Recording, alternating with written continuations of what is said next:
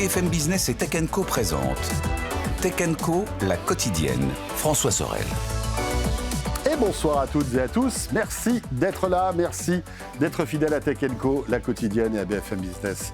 On est toujours très heureux de vous retrouver chaque soir, sincèrement. 19h30, 21h, du lundi au jeudi, vos 90 minutes de tech quotidienne. Avec ce soir, au menu de Tech & Co, l'IA et l'emploi. 16% des emplois français pourraient être menacés à terme à cause de l'IA. On va en parler, ce sont des chiffres qui inquiètent. Bonne nouvelle, en revanche, du côté de Deezer, vous le savez, notre pépite du streaming français se porte bien. On évoquera ce succès dans quelques instants. Et puis, on retrouvera en toute fin de Tech & Co notre rendez-vous Tech for Future avec ce grand concours de start-up qu'on est en train de vous préparer. On s'intéressera à notre sélection de start-up dans la catégorie Impact. Elles seront sur le plateau de Tech & Co tout à l'heure. Voilà quelques-uns des sujets qu'on va évoquer ensemble. Encore une fois, un grand merci d'être là et bienvenue à vous toutes et à vous tous. Tech & Co, la quotidienne, le débrief de la tech.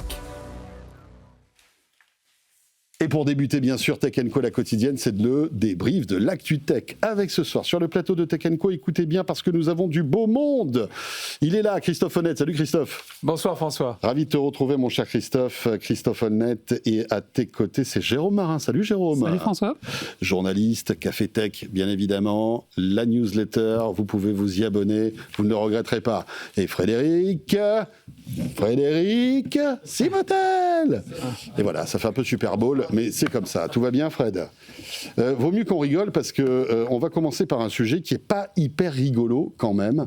On l'évoque souvent dans Tech & Co, on essaie d'imaginer un peu l'impact que peut avoir l'IA, bien sur la société, sur les secteurs, tous les secteurs de l'industrie, et forcément l'impact que peut avoir l'IA sur l'emploi. Et on se rend compte, Frédéric, que là, on commence à rentrer dans le dur dans ce sujet. Alors, c'est une étude qui était parue dans les Échos ce matin. C'est l'étude de COFAS. Oui, COFAS et l'Observatoire des emplois menacés. En fait, ce qu'ils ont fait, ils sont allés voir tout un tas de métiers et ils ont regardé un peu chacun de ces métiers. Ils ont décomposé un peu les tâches de chacun des métiers et ils ont vu quelles tâches pouvaient être facilement ou pas, en tout cas automatisables par des IA, plutôt des IA agentiques, c'est-à-dire des agents autonomes. Et ils se disent, à partir du moment où 30% de la tâche de ce poste-là peut être remplacée, le métier est en danger. Et donc, voilà, donc ils ont pris un par un des métiers, y compris des métiers manuels, ils ont regardé tout ça. Et d'ailleurs, moi, c'est ce que je dis souvent sur des conférences et tout ça, c'est que chacun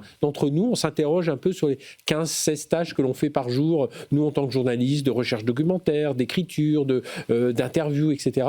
Et qu'on se dit, tiens, dans toutes ces tâches-là, laquelle pourrait être automatisée. Et on voit à peu près ce qui un jour pourrait nous tomber sur la tête. Et donc là, une fois qu'ils sont arrivés à tout ça, alors ils ont regardé par pays, parce qu'évidemment on n'a pas le même contexte, l'Allemagne est plus industrielle, etc.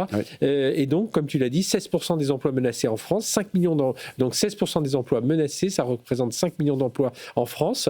Et ce qu'ils disent, ce qui est inquiétant, c'est que pour l'instant, on a seulement un tiers des entreprises qui sont vraiment en train de commencer leur projet agentique. Ouais. Et on est déjà à ce calcul, enfin j'en souris, mais c'est pas drôle, des métiers col blanc, des employés de bureau, des activités... Oui, c'est les métiers de col blanc plutôt bien payés et qui sont dans les métropoles qui vont être impactés. Justement, c'est ce qu'on dit, des activités, je regarde ça parce que il y a tout le graphique dans les écoles, des activités juridiques et comptables, dans les télécoms, dans la publicité, les études de marché, la production de films, la vidéo, on en parle, hier tu en parlais notamment avec la personne qui double Jim Carrey et puis le Chandler dans Friends, qui était ici en plateau à écouter évidemment en replay. Et après, il y a tout un ensemble de choses, ces métiers, mais on se rend compte que ces métiers-là, ils sont plutôt dans les grandes métropoles. Si on regarde à Paris, ça pourrait être un emploi sur 5 menacé à Paris. Ça veut dire qu'il faut complètement prévoir de revoir le modèle de ces grandes villes. Et voilà, le savoir ne protège plus. Là, on parle des métiers manuels qui seraient préservés, mais on imagine qu'un jour, les robots, comme un boulanger, ils sauront pétrir la farine, ils sauront mettre la grille dans le four, ils sauront sortir la grille, ils sauront accueillir des clients. Il y a vraiment de grosses interrogations. Et ce qui surprend, enfin, ça fait des mois depuis l'IA générative, on dit les métiers vont être transformés, même ça fait des années depuis que le numérique existe. Mais là, ce qui surprend, c'est la vitesse à laquelle ça arrive. Moi, je pense que c'est surtout ça, parce qu'on saura, on va trouver des alternatives, mais c'est la vitesse à laquelle ça arrive, et vraiment, il faut s'y mettre aujourd'hui. Ce qui est intéressant, et tu es arrivé un petit peu effrayé ce matin, c'est que hier, tu as pu rencontrer des DSI. Oui. Alors, on va pas les citer, mais donc les DSI qui gèrent un petit peu l'activité informatique des entreprises. Oui. Tu as senti véritablement, pour certains, la volonté d'accélérer sur l'IA et de se séparer des collaborateurs. Oui, le thème était quelles sont les qualités d'un DSI en 2030. Et ils m'ont tous dit, mais déjà, à quoi va ressembler notre DSI déjà fin 2027 ? Et ils disent tous, on a plein de tâches, alors dans le développement, la production, puis c'est des grandes entreprises, vraiment de tout secteur confondu. Et ils disaient, mais on a plein de tâches aujourd'hui, on est en train de se rendre compte que ces tâches-là, on n'en aura plus besoin. Alors, je parle plus en tâches qu'en poste, parce que c'est vrai qu'un développeur, il ne passe pas 100% de son temps à développer. Donc, il va peut-être avoir 20-30% de son temps qui peut être automatisé, mais la réflexion sur l'architecture et tout ça. Mais par contre, on ne va pas avoir, là où on avait 30 personnes, on ne va pas avoir 30 personnes qui font que réfléchir sur l'architecture, etc.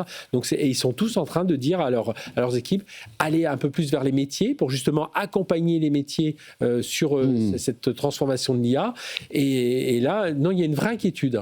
Le pire, c'est que non seulement ça se substitue à du travail humain, mais en plus, ça le fait mieux dans certains cas.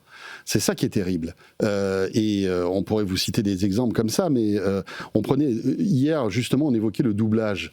Alors effectivement, il y a une panique de la part des comédiens doubleurs parce que demain, Netflix qu'est-ce que va faire Netflix ? Va demander à l'acteur original s'il est OK pour que sa voix soit conservée dans une langue étrangère avec une synchronisation labiale. Et là, quand on réfléchit à cette question, finalement, dans l'absolu, c'est presque même mieux qu'un doubleur. Parce qu'on va garder l'authenticité du jeu original avec la voix, les intonations et la synchronisation labiale du comédien original. Donc parfois c'est même mieux que ce que fait l'humain. C'est ça qui est fou. Qui enchaîne, Jérôme ? Non, mais après, juste pour revenir sur... Alors, moi je pense qu'il y a deux questions qu'il faut se poser aujourd'hui, c'est le timing et l'ampleur. On sait qu'il va y avoir des emplois qui vont être supprimés, ça, je pense qu'on est tous d'accord sur ça. Est-ce que c'est déjà le cas aujourd'hui ? A priori, pas trop.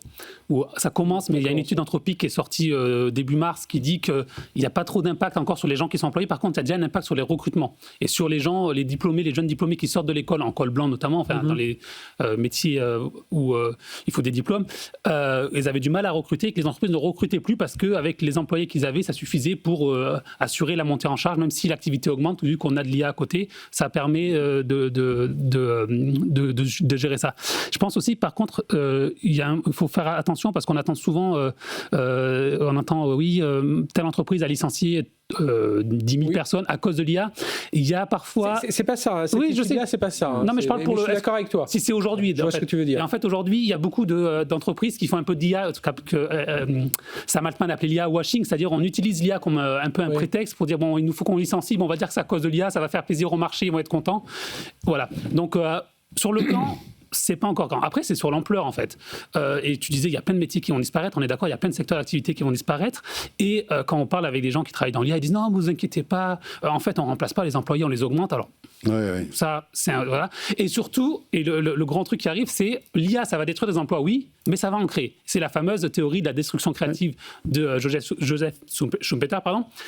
Ce que dit Cécile Duflot, d'ailleurs, elle était au micro d'RMC ce matin, qui est, rappelons-le, l'ancienne ministre de l'Aménagement du Territoire et de la Décentralisation, encore en politique, qui dit, non, il ne faut pas paniquer, l'IA va détruire des emplois, mais on va en créer d'autres. Ouais. Mais ça, on n'a pas de certitude. Non, tu as les précédents historiques, à chaque fois qu'il y a eu des révolutions, ça a marché, mais aujourd'hui, ok, très bien, ça va créer des emplois. Mais ça, est-ce que ça va en créer autant que ce qui vont être détruits ?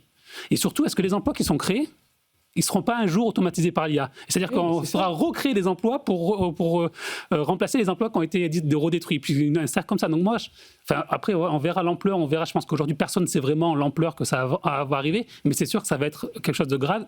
Et je pense aussi, surtout, quand là, tu pars dans les chiffres, c'est les emplois directs qui sont menacés. Il y a tous les emplois indirects. C'est que s'il y a du chômage, il y a des gens qui consomment moins, il y a des gens qui vont moins au restaurant, qui voyagent moins. Et ça, c'est de l'emploi en moins qui se fait... C'est ce que je disais à François, parce qu'il dit oui, il vaut mieux aller dans les métiers de l'hôtellerie, employés, tout ça. Je dis oui, mais si les gens gagnent plus d'argent et qu'ils ne voyagent plus, ils n'iront plus dans les hôtels. Donc de toute façon, ça va se reporter. Oui, c'est clair. Bon, après, il y aura toujours des gens riches. Oui, bien sûr. Et puis voilà. Et puis après, il faut se poser la question, est-ce qu'il n'y a pas des métiers qui étaient un peu montrés du doigt, des métiers à faible valeur ajoutée, qui n'étaient pas forcément hyper bankable il y a 10, 20, 30 ans, qui maintenant le deviennent. Enfin, tous les métiers manuels, finalement, qui, eux, peut-être seront remplacés demain par des robots, mais c'est pas pour tout de suite. Ouais, c'est à plus long terme. Oui, mais l'IA va les accélérer. Eux, va accélérer leur activité. Non, Christophe. ce que dit Jérôme, à savoir l'ampleur et le timing, on ne le connaît pas forcément. Moi, mon expérience de ces transformations, pour avoir été souvent en pitchant, en disant ça va transformer, etc., on a toujours eu tendance à surestimer un peu la vitesse à laquelle ça allait transformer, à la sous-estimer à long terme et la surestimer à court terme. Là, c'est vrai que l'inquiétude, elle est là, elle est beaucoup plus palpable, aussi parce que le produit il est utilisé d'une façon grand public et chacun peut être fasciné par ce que ça permet et aussi inquiété. Donc finalement, ça crée un sentiment. Il y a aussi une crise économique qui fait qu'il y a un certain nombre d'acteurs qui, comme tu le dis, font du AI washing en disant finalement je licencie parce que on ne va pas me faire croire qu'une entreprise licencie 20% de ses effectifs du jour au lendemain grâce à l'IA. Parce que la réalité de ce que tu dis, c'est effectivement l'impact. C'est 10%, 15%, 20%, 30%, 50%, 80% de ton job qui peut être éventuellement IAisé. Oui. Mais ça veut dire que si je dois à ce moment-là en profiter pour faire des réductions d'effectifs, je dois penser à transformer la façon dont je fonctionne. C'est-à-dire que tu vas réorganiser en ayant quelques agents qui font full-time quelque chose, quelqu'un qui faisait 30% de ça, 50% de ça, il va maintenant le faire différemment et on va effectivement potentiellement réduire les effectifs. Mais l'impact de la mise en œuvre des agents pour que ça se matérialise dans des réductions d'effectifs, il faut quand même qu'il y ait eu un minimum de transformation des process. C'est quand Capgemini a dit qu'ils avaient licencié, en fait, ça fait 18 mois qu'ils faisaient moins 5% tous les mois. Voilà, Alors peut-être que c'est à cause de l'IA que les gens commandent moins et tout ça, peut-être. Bon, c'était pas une crise économique, donc faut faire attention à ça. Mais ce qui est sûr, c'est qu'il y a un enjeu. Alors l'enjeu derrière, à mon avis, on dit on va supprimer des emplois et mais on peut aussi les réallouer. Il y a des endroits, je vais prendre l'administration, l'éducation nationale, les hôpitaux. On sait très bien qu'on manque de personnes sur le terrain, de profs. Donc si demain on disait finalement j'arrive à réduire drastiquement la bureaucratie intermédiaire et pouvoir réallouer des gens sur le terrain, il y a aussi les réflexions un peu plus globales à mener et ça peut permettre de faire... Après, le problème, c'est que souvent, ces postes qui manquent, ce sont dans des métiers qui ne sont pas hyper sexy, que les gens ne veulent pas. Peut-être il va falloir les valoriser beaucoup plus. Non, mais voilà, c'est ça. Tu paieras beaucoup plus à un prof et il y aura moins de jobs, de bureaux, entre guillemets. Et donc, je pense que la réflexion, elle est vraiment sur la façon dont on va réallouer et il faut le regarder de façon holistique. Mais c'est pour ça que je pense qu'il faut vraiment y penser aujourd'hui. Mais comme dit Jérôme, la difficulté, c'est à la vitesse à laquelle ça va aller. Quand je disais les codeurs, oui, les codeurs, ils passent 20-30% de leur temps à coder. Ça, peut-être que ça part dans une IA, des agents autonomes et tout ça. Oui, alors on va réfléchir à l'architecture. Mais on se dit qu'avec toutes ces connaissances, il y a un moment... une IA, elle va faire aussi bien, elle va dire oui, attendez, moi j'ai tout ce qu'il faut pour réfléchir à la future architecture et tout ça. Alors après, où est-ce qu'on va les retrouver où est-ce qu'on va retrouver des gens? C'est pour tout ce qui est la responsabilité et la confiance. Voilà, c'est un peu les deux thèmes. Responsabilité, il va bien falloir que quelqu'un soit responsable de tout ça, qu'il y ait un humain qui donne le go, le no-go. Pour l'instant, les agents autonomes, justement, cette confiance, elle manque un peu quand même pour certaines choses. Et puis, voilà, la confiance que l'on va faire à ces logiciels, quand c'est des boîtes noires, quand c'est des... mais je pense que cette étude qui est bien faite, vraiment descendre dans les tâches et tout ça, parce que je trouve que c'est vraiment la démarche qu'il faut avoir, c'est faire réfléchir l'entreprise tout de suite, dès aujourd'hui, à se projeter, parce que ça va venir tellement vite. Voilà. En tout cas, le conseil qu'on peut donner à tout un chacun, c'est de ne pas être défensif par rapport à ça, c'est d'être proactif. C'est-à-dire qu'il faut mieux dompter ces outils-là et le comprendre, parce que de toute façon... quelle que soit l'évolution, je serais mieux positionné en me présentant comme un jeune étudiant augmenté par l'IA, comme par un salarié augmenté ou un cadre supérieur augmenté, que d'être rétif. Et voilà. Et donc, je crois que le meilleur conseil qu'on peut donner, c'est quand même de se familiariser avec ces outils et d'essayer de réfléchir à la part de son travail qu'on peut automatiser, améliorer, augmenter par l'IA. Bon, écoutez, laissons encore quelques semaines, quelques mois passer pour voir si tout cela se met en place. Espérons, malgré tout, qu'il y ait un mauvais timing ou peut-être une surestimation en fait, de ces chiffres. On verra bien. On évoque un autre sujet, alors, qui encore une fois, qui n'est pas très gai, puisque on va parler du conflit au Moyen-Orient, parce que l'une des conséquences de cette guerre en Iran, c'est que le trafic aérien est toujours très perturbé. Vous l'avez vu, énormément de vols sont annulés, parce que l'un des hubs, c'est Dubaï, et à Dubaï, il y a quasi plus de vols. Dubaï, il y a plus de vols qui décollent. Et effectivement, ça a un impact sur le fret, puisque les avions cargo ne survolent plus le Moyen-Orient. Et ça commence à avoir des effets sur les livraisons de puces, figurez-vous. Les entreprises européennes veulent à tout prix éviter le risque de pénurie. Erwan Maurice nous remet un peu dans le contexte et on revient juste après. Comparé à son niveau d'avant-guerre, le fret aérien a chuté de 9% selon les données d'un logisticien. Résultat, pour certains importateurs européens, des retards et des coûts de livraison qui commencent à augmenter, d'autant que ce phénomène se cumule aux perturbations maritimes, d'ordinaire voie privilégiée, comme l'explique Jean-Louis Pêche, représentant de sous-traitants automobiles. Il y a des impacts logistiques, encore une fois, de délai. Il y a des impacts logistiques en termes de coûts. Ils ne sont pas de nature à ne pas être absorbables. Une solution de repli pour le secteur auto qui surveille la situation avec attention. Le fret aérien est toujours un fret à caractère un peu exceptionnel parce qu'il coûte très cher. Donc on met en place du fret aérien, en tout cas pour les entreprises que je connais, lorsqu'on a besoin d'un seul coup de sécuriser. Vigilance tout de même sur les puces à faible valeur ajoutée qui subissent davantage la pression des coûts. Depuis l'épisode du Covid ou de la guerre commerciale, les entreprises qui sont en capacité de le faire ont généralement pris l'habitude de sécuriser leur stock afin de mieux prévenir les crises. Voilà, les rouages, quand ils commencent à se gripper, on l'a vu, il y a des moments forts comme ça dans l'existence où on voit que dès que tout se grippe, ça devient compliqué. On se souvient du Covid, où là, en fait, tout le fret avait été immobilisé avec des coûts qui avaient explosé. Et là, on le voit avec ce conflit au Moyen-Orient. Est-ce que ce problème de puce est un problème à prendre au sérieux, finalement, ou est-ce que c'est un peu trop alarmiste et que finalement, on va trouver une solution. Qu'est-ce que vous en pensez ? Qui commence ? Tiens, Jérôme, je te sens inspiré. Non, pas forcément. Après, c'est trop tard. Tu es là, ça y est, t'es inspiré. Non, mais après, je pense que tout dépend. Après, on va pas faire de la géopolitique ici, mais tout dépend de ce qui se passe aussi avec le conflit en Iran. Pour l'instant, si c'est juste un peu des surcoûts, de toute façon, les surcoûts des puces, elles ont tellement augmenté que tu rajoutes 10% ou 15%, finalement, ça change pas grand-chose au problème. Non, après, de toute façon, il faudra s'adapter. Comme quand Apple a dû s'adapter, qu'ils ont rapatrié leur production en Inde, on trouvera des solutions pour avoir d'autres... Alors, on ne va pas rapatrier la production en Europe, ça c'est sûr, mais on retrouvera d'autres solutions pour transférer ces puces, pour expédier ces puces vers l'Europe. Donc, je pense que tu as des matières qui sont... Bien sûr, oui, ça c'est un autre problème encore. Ouais. Mais en tout cas, sur ça, à voir. Après, il faut voir comment la situation. Pour l'instant, je pense qu'il n'y a pas besoin de s'alarmer plus que ça. De toute façon, Christophe. Non, mais je crois que tu as raison. On ne connaît pas encore exactement l'ampleur du problème, mais il est réel parce qu'aujourd'hui, toute la chaîne de production des semi-conducteurs, c'est une chaîne globale en fait, avec des acteurs européens. Si tu prends ASML, le TSMC à Taïwan, des designers de puces qui sont aux États-Unis, et puis des fournisseurs de composants, des centaines de fournisseurs de composants un peu partout. Et pour fabriquer un chipset, tu as besoin d'avoir des composants dedans. Et en fait, tu disais tout à l'heure, c'est pas un gros problème le surcoût effectivement sur les GPU à $35 000, le fait que l'avion, que le coût fixe soit un peu plus élevé, amorti sur ces valeurs-là, c'est pas aussi énorme que ça. En revanche, sur les puces bas de gamme, ou d'entrée, à $5, $6, $10, qui sont par milliers, par centaines dans les voitures par exemple, tu passes de $5 à $6. Ça peut paraître pas grand-chose, mais ça peut mettre en péril des business models. Sans parler des problématiques de pénurie éventuelle qui fait qu'à un moment donné, je ne peux pas fabriquer parce qu'il manque un tout petit composant et qu'on est encore dans des chaînes globales où on n'a pas forcément tiré toutes les leçons qu'on était censé tirer en termes de souveraineté, de double sourcing.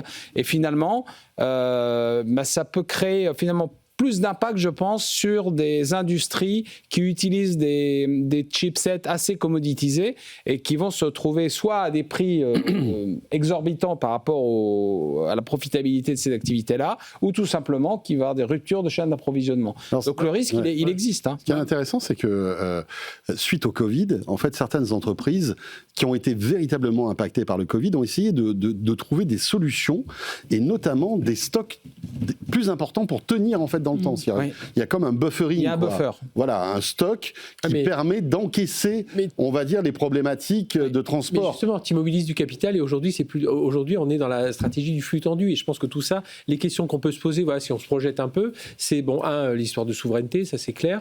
2, voir un petit peu ces pénuries de puces. Est-ce que ça ne va pas accentuer le déséquilibre entre qui va être servi en premier une fois qu'elles seront disponibles. 3, ce qu'on disait, c'était ce que je disais à l'instant, c'était l'histoire du flux tendu. On est tellement habitué au flux tendu. Peut-être qu'il faut commencer à revoir un peu ces parties-là. 4, peut-être travailler davantage. Alors l'IA peut peut-être aider à tout ça, mais à trouver des substituts aussi. Hein, tu vois, le gaz hélium et tout ça, il y a peut-être des substituts. Il faut commencer à vivre autour de ça. Et puis, sinon, c'est ça, c'est regarder, réfléchir un peu plus local, voir tout ce qu'on peut récupérer en termes local, qu'on ait une deuxième voie à chaque fois. Je trouve que voilà, on manque parfois un peu de réflexion. Le Covid nous a pas servi, nous a pas servi tant que ça. Après, c'est aussi des investissements qui sont colossaux, donc pour avoir des. Oui, mais et puis surtout, tu ne crois pas que des conflits comme ça, on va en avoir à répétition. Oui, mais après, c'est être compétitif par rapport à... Parce que quand on parle d'une usine de puces, c'est pas que l'usine, c'est toute la chaîne d'approvisionnement qui n'existe pas en Europe, ou très peu. C'est dizaines de milliards. Oui, bien sûr. C'est 40 milliards aujourd'hui, ça coûte. Donc c'est des réflexions qui sont... Je pense que c'est plus que... C'est des réflexions qu'il faut avoir sur très long terme, qui avaient été un peu menées par la Commission européenne avec le CHIPS Act, notamment Intel, ça s'est pas forcément concrétisé, mais c'est pas... On peut pas claquer pas en claquant du doigt que ça va arriver. Quoi. Parce que là, l'iPhone qui augmente de 15 ou 25%, limite les gens vont peut-être le racheter quand même. Oui. Mais la voiture qui va coûter entre 4 et 7 000 euros de plus, pose des questions. Hein. Bon. Ça marche. Je vous emmène maintenant en Corée du Sud avec un acteur majeur justement des puces. C'est Samsung. Samsung qui a déclaré vouloir investir, écoutez bien, 73 milliards de dollars dans le domaine de la fabrication des puces. Parce qu'on connaît Samsung évidemment dans les smartphones, mais Samsung composants, en fait, c'est gigantesque. Ils fabriquent des composants électroniques pour quasiment tous les constructeurs de produits électroniques. Pour eux, bien évidemment, mais pour Apple et pour tous les autres, pour les Chinois aussi, ils sont très très forts là-dedans.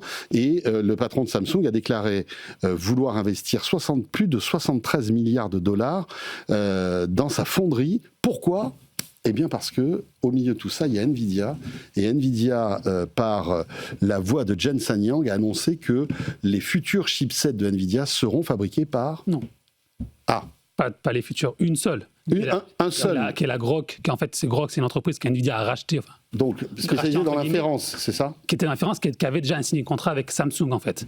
Donc, c'est juste la puce d'inférence s'appelle Grok 3, qui sera fabriquée par Samsung. C'est pas toutes les autres puces. Les autres puces, elles restent fabriquées par TSMC.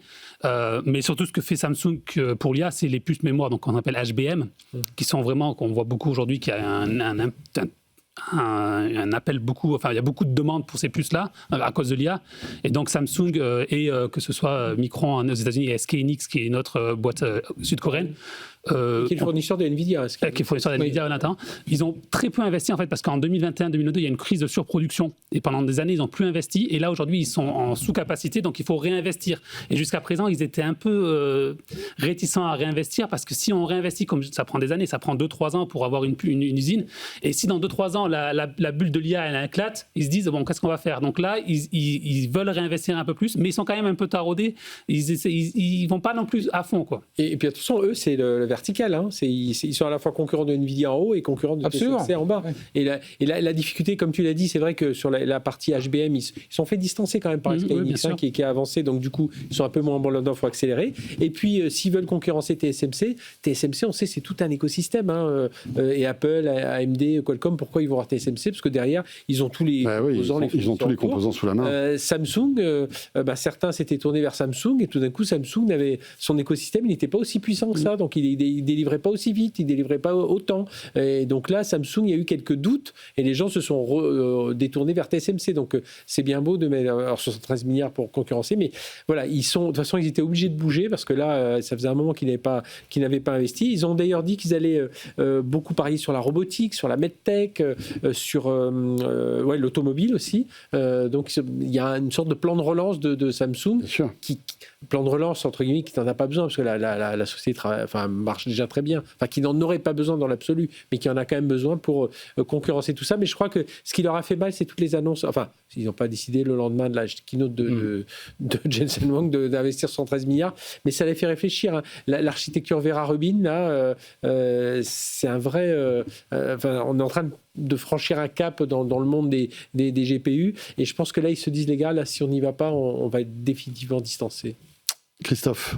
Non, je n'ai pas grand-chose à rajouter. Je pense qu'effectivement, et ce qui caractérise Samsung, c'est qu'ils sont à plusieurs endroits justement, je parlais tout à l'heure de la chaîne de valeur des composants électroniques, et ils sont effectivement présents à la fois sur la fonderie, comme tu le disais, sur les composants, ils sont aussi fabricants d'électronique grand public. Enfin, ils sont à différents endroits, et en fait, ils ont des parts de marché qui se sont un peu érodées, notamment par rapport à TSMC, par exemple, où il y a effectivement la capacité à graver de façon extrêmement fine, mais aussi le taux de rendement, le fameux yield management, qui est très important, que TSMC fait très bien, sur lequel eux ont des résultats qui sont beaucoup moins bons. Donc, et ils se sont fait prendre effectivement des parts de marché par SK Hynix sur les puces mémoire HBM.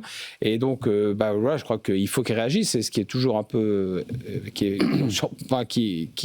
qui corrobore ce qu'on voit depuis des mois, c'est l'ampleur de ces investissements, et qu'on voit que ça agit vraiment d'une révolution industrielle, puisqu'à chaque fois on parle de dizaines de milliards. Ça semble être l'unité minimale à partir de laquelle on arrive à se faire entendre. Mais moi, des puces IA maison, j'y crois moyen quand même. Hein. Mais je ne sais pas s'ils ont des puces IA. Non, ils n'en ont pas, mais justement, ils aimeraient bien... Ils aimeraient bien les fabriquer, mais non, juste pour finir, moi, ils n'ont pas encore précisé exactement comment ils vont investir tout cet argent. Juste pour dire qu'ils ont investi 60 milliards l'an dernier, donc c'est pas non plus, ils passent de 60 à 73, donc c'est pas non plus un énorme bond. C'est sûr. Est-ce qu'ils vont réinvestir sur les puces donc DRAM et NAND, qui sont les puces que vous utilisez dans les ordinateurs, qui sont en train d'exploser. Le prix a fait x4 en un an. C'est pour ça que vous avez vu, je ne sais pas si vous avez passé, qu'IDC a dit que le marché des smartphones a baissé 13% cette année, que c'est la plus grosse chute historique du marché des smartphones. Parce que les prix vont exploser. 2013, même les PC. Les PC aussi. Et donc là, parce qu'en fait, toutes ces boîtes dont on parle, elles ont délaissé ce marché, en fait. Elles en continuent à en faire, mais elles vont plus vers les puces HBM sur lesquelles elles gagnent plus d'argent. Et donc, à voir s'ils vont réinvestir sur ces puces-là ou pas. Et ça sera un signal important. Et moi, je pense qu'en fait, non, ils vont continuer sur l'IA parce que c'est là où ils gagnent plus d'argent, en fait.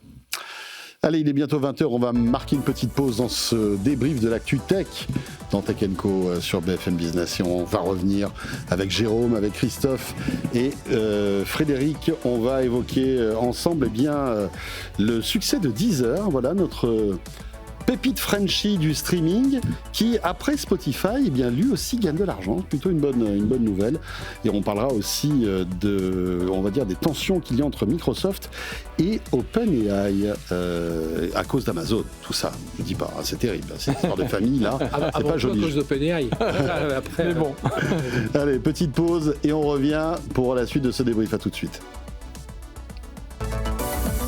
Tech & Co, la quotidienne sur BFM Business. Tech & Co, la quotidienne, le débrief de la tech. Voilà, il est 20h03, le retour de Tech & Co, la quotidienne. Merci d'être avec nous en direct, peut-être à la radio, à la télé. Puis notez bien évidemment que les podcasts et les replays sont disponibles juste à la fin de cette émission. On débriefe l'actu tech ce soir avec Christophe Holnet. Christophe Holnet qui est senior advisor chez Seven2 et ancien président de Microsoft France et Asie du Sud. Jérôme Marin, fondateur de cafetech.fr. N'hésitez pas à vous abonner à sa newsletter. Et Frédéric Simotel. Je vous propose maintenant de parler de musique avec cette bonne nouvelle, pour la première fois depuis sa création. L'application de streaming musical française, donc Deezer, est dans le vert au niveau des comptes, alors même qu'elle voit son nom nombre d'abonnés reculait. C'est ça qui est assez intéressant. Une combinaison de plusieurs facteurs ont joué en leur faveur, selon son directeur général, Alexis Lanternier. On écoute un extrait de son intervention. C'est vrai que le travail qui a été fait sur la priorisation de l'expérience musicale, ça c'est une différenciation. La deuxième, c'est tout le travail, tout l'engagement de Deezer sur la défense des vrais artistes, notamment par rapport à l'IA, notamment en réinventant la rémunération. C'est quelque chose qui a pas mal marqué les gens. Auprès du client, pas qu'auprès des artistes. En fait, de plus en plus, dans un produit comme ça, qui est quand même un peu plus mature qu'il y a 15 ans, maintenant là, on a le même catalogue, la technologie est quand même assez mature, les valeurs que véhicule l'entreprise sont de plus en plus importantes. Et on le voit dans le choix des consommateurs. Et puis le fait aussi qu'on aille un peu au-delà de l'application uniquement, mais qu'on propose des concerts, qu'on organise des rencontres avec les artistes, c'est quelque chose qui génère beaucoup de marketing viral. Ouais. Et donc voilà, c'est une somme de tout ça. Pas évident de dire lequel exactement fait quoi, et puis ça dépend de chaque personne, mais la somme de tout ça fait qu'on voit une accélération de la croissance. Voilà, donc Alexis Lanternier, le directeur général de Deezer au micro de Laure, c'était ça, Laure Closier, dans Good Morning Business. Alors, comment ont-ils réussi à gagner de l'argent ? En baissant les dépenses, c'est ce que disait Alexis Lanternier, avec la baisse des coûts d'acquisition de la musique. C'est une première, ça, parce qu'en général, c'était plutôt des chiffres qui explosaient. Là, ça baisse de 7%. Et puis, la direction a aussi décidé de baisser de 10% les frais de l'entreprise. Voilà, avec évidemment des audits internes qui ont fait que maintenant 8,5 millions dégagés, je crois, pour l'année 2025. Oui, non, puis ils sont partis. Alors évidemment, ils ont des concurrents mondiaux, Spotify, Apple Music, Amazon. Et pas des moindres, Pas des moindres, c'est un petit poussé, Deezer à côté. Et donc, du coup, ils se sont concentrés sur certains marchés, la France, le Brésil, voilà, c'est plutôt pas mal, plutôt que partir un peu à l'aventure. Ils ont aussi, c'est ce qu'ils disaient, ils ont revu un peu la façon dont la façon d'écouter, c'est-à-dire quand on est un fan, de redistribuer l'argent aux artistes quand c'était des vrais fans.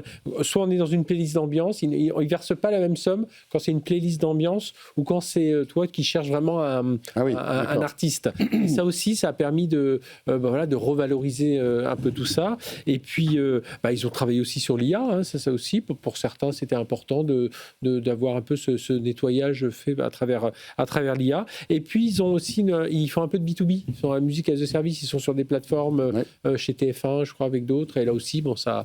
Mais voilà, les petites pierres posées portent un peu leurs fruits. Je ne sais pas si les pierres portent leurs fruits, mais on comprend. Les petites graines portent leurs fruits, voilà, plutôt. Les pierres. Parce que les pierres sont difficiles à digérer. Oui, c'est...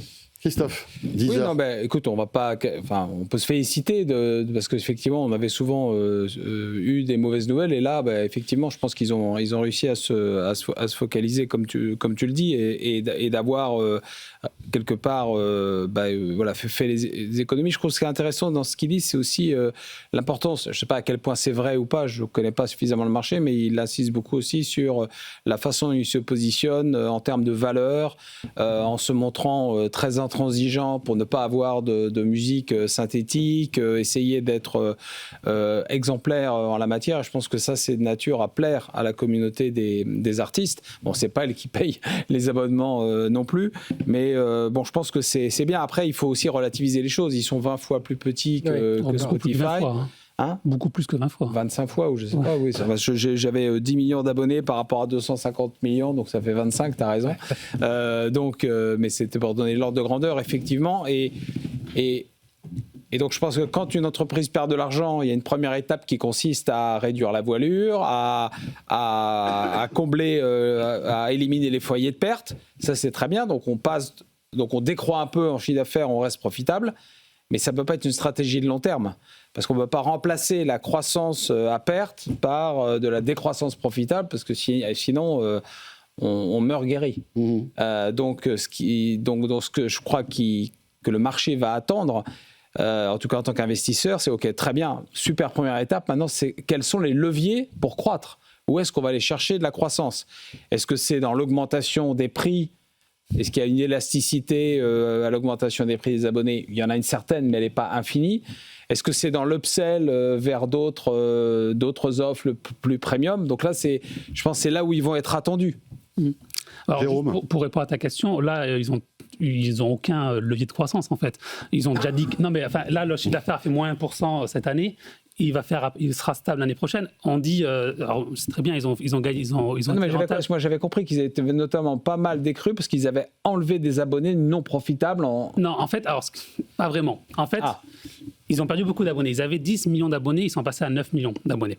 Parce qu'ils avaient beaucoup d'abonnés gratuits au Brésil avec Mercado Libre. C'est ça. Et un peu l'Amazon au Brésil et au Mexique. C'est pas eux qui ont arrêté, c'est Mercado Libre qui a arrêté en fait. Ah ouais, d'accord. Voilà. Et donc ça, en fait, ils ont perdu 1 million d'abonnés comme ça. Ils ont regagné un peu d'abonnés en France. Alors là, c'est peut-être la bonne nouvelle, pour moi, l'une des seules bonnes nouvelles de ces résultats, c'est qu'en fait, ils ont regagné 400 000 abonnés en France. Et on dit 400 000 abonnés, ça fait 8% à peu près de leur base. Mais en fait, 400 000 abonnés, c'est pas grand-chose en fait, quand ils pensent. Spotify, ils ont gagné 25 millions d'abonnés l'an dernier, 27 millions exactement, dans le monde. À Deezer, ils en ont gagné 500 000 dans le monde. Et donc, quand tu parles d'abonnés, c'est des abonnés payants? Ah oui, là, Deezer ne communique pas sur le nombre d'utilisateurs gratuits. La publicité sur Deezer, ça représente quasiment rien en termes de chiffre d'affaires. La majorité du chiffre d'affaires aujourd'hui, c'est les abonnés français. Aujourd'hui, 2/3 du chiffre d'affaires est fait en France, alors qu'il y avait un grand moment où ils ont essayé d'aller un peu partout. Ils peuvent remercier Orange, qui a été un booster d'abonnés à l'époque immense. D'ailleurs, je crois que même Orange était actionnaire de Deezer. Oui, absolument.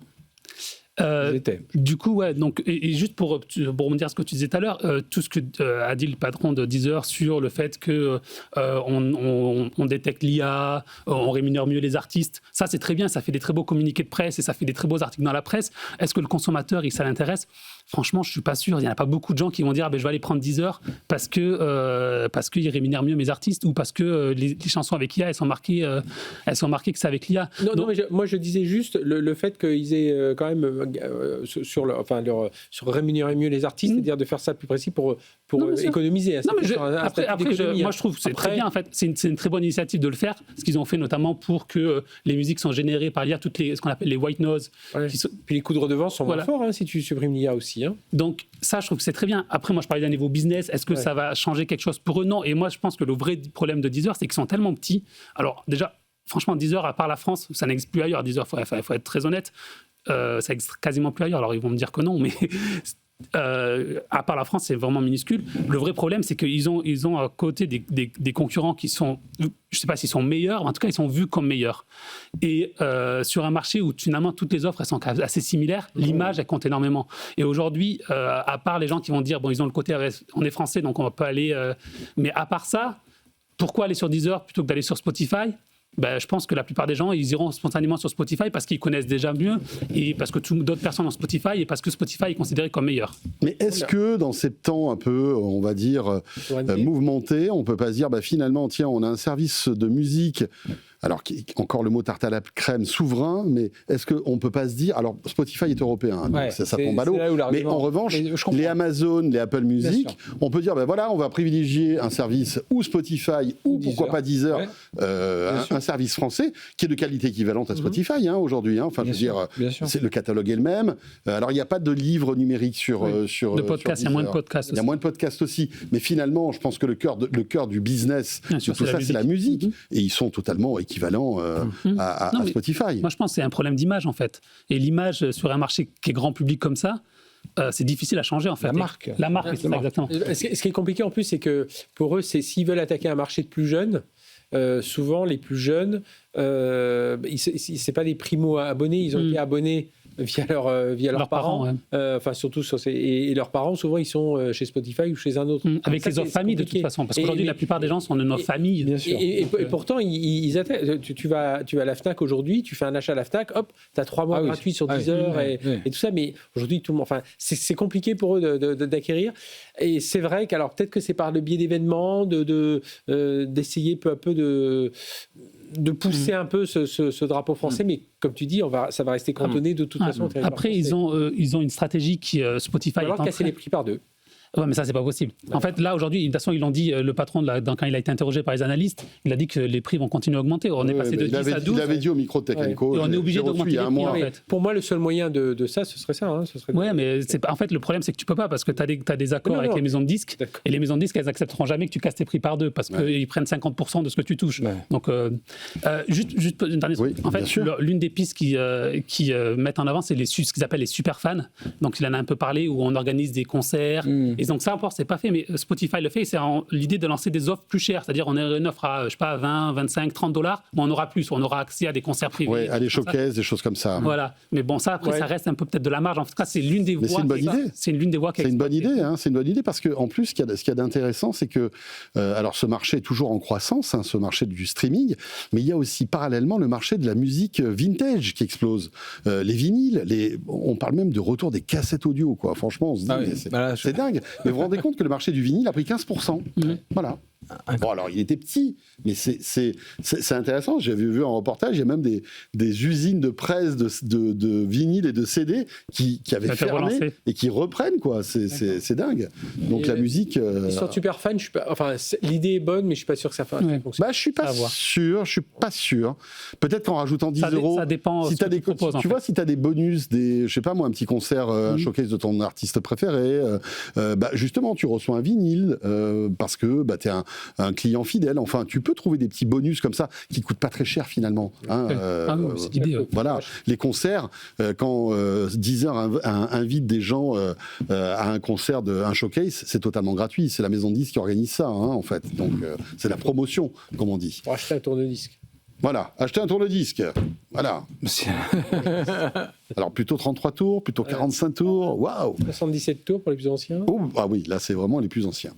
Bon, écoutez, on plaisante, mais du côté de chez Microsoft et Copilot, là, on rigole beaucoup moins. Un peu moins, oui. Et là, si tu étais chez Microsoft à l'époque, tu ferais moins le malin, mon cher Christophe. Je plaisante, bien sûr. Mais c'est vrai que on nous vend depuis des années ce fameux assistant IA Copilot, à la fois sous Windows, mais aussi, je vous rappelle que, je ne sais pas si ça existe toujours, il y avait des PC Copilot à un moment avec une touche Copilot. Bien sûr, on entend beaucoup moins parler. C'était même, ils voulaient la rendre obligatoire. Oui, c'est vrai. Ils avaient fait la pression, ils avaient mis la pression sur les constructeurs de PC. Je suis plus sûr que ce soit véritablement d'actualité. Voilà. Alors bon, il y a Copilot, bien sûr pour le grand public, avec tous ces gadgets qui sont dans Windows, mais il y a aussi le Copilot d'Office 365 qui, moyennant un abonnement supplémentaire, permet de faire monts et merveilles, manipuler vos Word, vous faire des PowerPoint pendant que vous jouez une table au ping-pong, les mails qui sont répondus tout seuls alors que pendant que vous buvez votre café, enfin c'est tout ce qu'on vous dit, et finalement on se rend compte que c'est plus compliqué que ça, Fred. Alors je sais que tu as eu plusieurs échos toi là-dessus. Moi je suis très... et encore une fois, hier soir avec mes DSI, j'en avais parlé, parce que j'avais vu... Intéressant. C'est CDSI. Ils sont derrière, ils sont accrochés.